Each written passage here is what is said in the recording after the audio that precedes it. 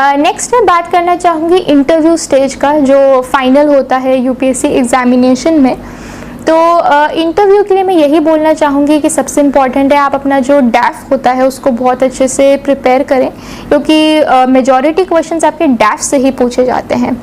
और दूसरे जो बेसिक क्वेश्चंस जो नॉर्मली पूछते हैं कि आपको सिविल सर्वेंट क्यों बनना है, या आपका रीज़न क्या है, आपने यहाँ पे क्यों जॉब करी, या आपने ये पढ़ाई क्यों करी कॉलेज में, तो ऐसी चीज़ें जो होती हैं बेसिक चीज़ें वो भी आपको प्रिपेयर करनी ही चाहिए इंटरव्यू के लिए।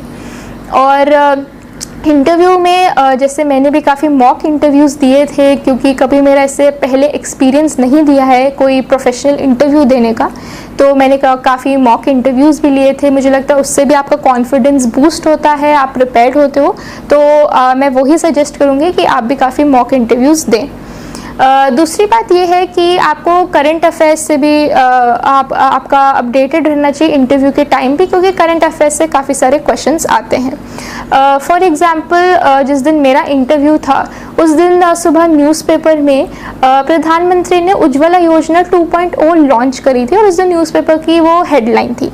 तो इंटरव्यू में मुझसे वो पूछा गया कि आप उसके बारे में बताइए, और उसी पर थोड़ी देर डिस्कशन भी चला था। तो मेरी सेकेंड एडवाइस ये रहेगी कि करंट अफेयर्स बहुत इंपॉर्टेंट है, और उस दिन जाने से पहले आपको न्यूज़पेपर भी देखना बहुत ज़रूरी है।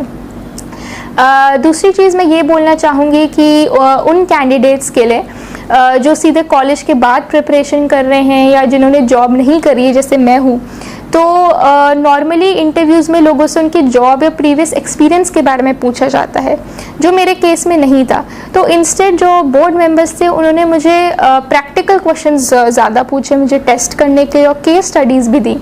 फॉर एग्ज़ाम्पल कि अगर आप किसी स्टेट के चीफ सेक्रेटरी हैं या चीफ मिनिस्टर हैं, तो आप उस स्टेट में और वो स्टेट बैकवर्ड हैं, तो आप वहाँ पे क्या क्या करना चाहेंगे।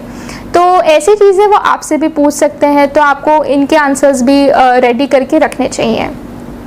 और उसके अलावा मैं यही बोलूँगी कि इंटरव्यू में आपको ऐसा नहीं करना चाहिए कि आपको कोई प्रिटेंस दिखाना चाहिए, या आपको बहुत ज़्यादा बोलना चाहिए, बहुत ज़्यादा कम बोलना चाहिए। मुझे लगता है हर चीज़ में बैलेंस मेंटेन करिए, बी योरसेल्फ, क्योंकि यूपीएससी बोर्ड मेंबर्स बहुत ज़्यादा एक्सपीरियंस्ड होते हैं, उन्हें पता है कि कौन सा बच्चा कैसा है। तो बी योरसेल्फ, आराम से काम कंपोज्ड होके कॉन्फिडेंस से आंसर करिए, और जो चीज़ नहीं आती है आप आराम से बोल सकते हैं कि सॉरी मैम और sorry sir, I do not know this question. और मेजॉरिटी ऑफ द टाइम्स आपके डैफ से ही पूछा जाता है, तो वो सबसे प्रिपेयर करना ज़रूरी है। और दूसरी बात मैं ये बोलना चाहूँगी कि मैं अपना इंटरव्यू एक्सपीरियंस शेयर करना चाहूँगी।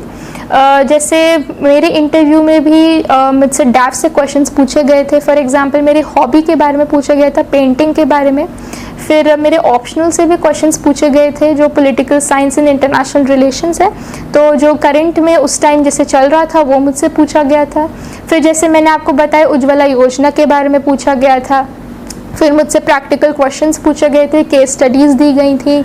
तो ऐसे बेसिक क्वेश्चंस पूछे गए थे। और मैं यही बोलना चाहूँगी कि जब आप इंटरव्यू दे रहे हैं तो काफ़ी डरे मत, आपको अपना कॉन्फिडेंस मेंटेन करना चाहिए, क्योंकि बोर्ड मेंबर्स भी काफ़ी सपोर्टिव होते हैं। और अगर आपको कुछ आ भी नहीं रहा होता है, याद नहीं आ रहा होता है, वो आपको क्लूज़ देते हैं, आपको हेल्प करते हैं उस टाइम।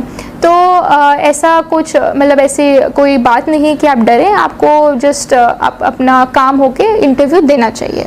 अगर हम डूज़ एंड डोंट्स की बात करें इस एग्ज़ामिनेशन में, तो मैं डूज़ में तो यही बोलूँगी कि यदि आपने ये डिसीजन लिया है कि आपको सिविल सर्विसेज एग्ज़ामिनेशन देनी है, वही बहुत ज़्यादा करेजियस है, क्योंकि एग्ज़ाम बहुत डिफ़िकल्ट है, काफ़ी लोग इसमें बैठते हैं। तो आपको यही जो स्ट्रॉन्ग विल है वो पूरे टाइम मेंटेन करने की ज़रूरत है कि अगर कोई डिफ़िकल्टीज़ या चैलेंजेस भी आएँ, आपको होप लूज़ नहीं करना चाहिए, आपको अपना बेस्ट पुट इन करना चाहिए, पूरा हार्डवर्क करना चाहिए।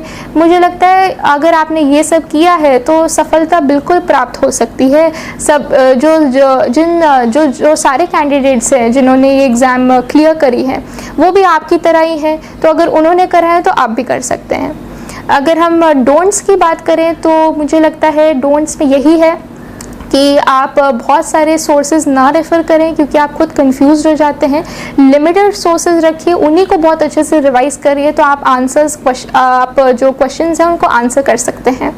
दूसरी बात मैं ये भी बोलूँगी कि खुद को दूसरों से कंपेयर ना करें या बहुत ज़्यादा लोगों से बातचीत ना करें, क्योंकि उससे भी आप कभी कभी डीमोटिवेटेड हो जाते हैं, आपको लगता है कि शायद मुझसे नहीं हो पाएगा। तो मुझे लगता है अपनी पर्सनालिटी के अकॉर्डिंग अपना खुद टाइम टेबल बनाइए और उसी को फॉलो करिए, एक कंसिस्टेंसी मेंटेन करिए और ये आप एग्ज़ाम फिर क्रैक कर सकते हैं। तो जैसे मैंने सारे प्रीलिम्स, मेंस, इंटरव्यू के बारे में बताया है, तो सम अप करने के लिए मैं यही बोलूँगी कि इस एग्ज़ाम में कंसिस्टेंसी बहुत ज़्यादा रिक्वायर्ड है, क्योंकि सिलेबस बहुत वास्ट है। अगर आप छोटी छोटी चीज़ें रोज़ कवर करते जाएं, अराउंड 8 to 10 आवर्स रोज़ पढ़ें, तो सिलेबस भी कवर होगा और आपको खुद लगेगा कि हाँ मैं ये एग्ज़ाम क्लियर कर सकता हूँ। और दूसरी बात मुझे यही लगता है कि थोड़े सैक्रिफाइसेस करने पड़ते हैं, जैसे सोशल लाइफ थोड़ी रिड्यूस करनी पड़ती है, सोशल मीडिया से आप हट सकते हैं क्योंकि काफ़ी बार उससे आपका टाइम वेस्ट हो जाता है, वो डिस्ट्रैक्टिंग भी हो जाता है। और साथ में आपको डिसिप्लिन मेंटेन करने की ज़रूरत है, क्योंकि अगर आप डिसिप्लिन नहीं रहेंगे, एक टाइम टेबल या एक टारगेट फॉलो नहीं करेंगे, तो थोड़ा डिफ़िकल्ट हो जाता है कि ये एग्ज़ाम क्लियर करने में। और दूसरी बात यह है कि आपको पेशेंस रखने की भी ज़रूरत है, क्योंकि इस एग्ज़ाम में पढ़ने में ही बहुत ज़्यादा टाइम लगता है, एग्ज़ाम देने में भी बहुत ज़्यादा टाइम लगता है, जो 3 फेजेस में डिवाइडेड है, तो पेशेंस भी बहुत ज़्यादा इम्पॉर्टेंट है।